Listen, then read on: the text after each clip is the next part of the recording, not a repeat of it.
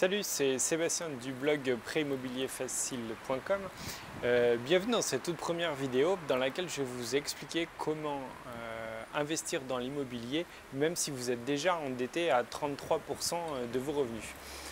Comme vous le savez, la plupart du temps, les banquiers respectent une règle qui est celle des 33%, qui veut dire qu'il est prêt à vous accorder un prêt sous réserve que les mensualités ne dépassent pas 33% de vos revenus, tout prêt confondu.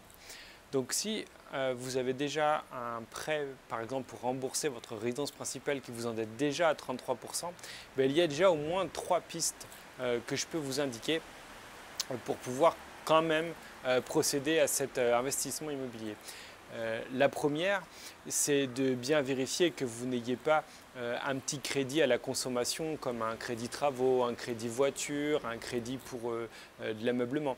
Parce que ça vous empêche d'emprunter plus et ça grève votre capacité d'endettement. Donc là, il s'agirait de rembourser par anticipation ce crédit. La plupart du temps, il n'y a pas de pénalité et ça vous permet de gagner du pouvoir d'endettement.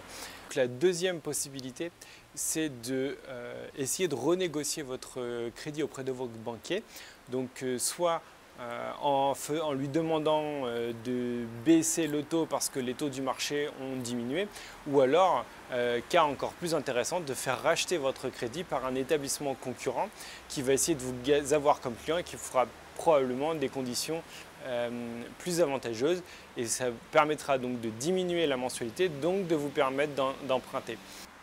La troisième piste à explorer, c'est évidemment les revenus futurs qui vont être générés par votre investissement immobilier. Le banquier va pouvoir prendre une certaine partie des revenus futurs que votre investissement locatif va produire.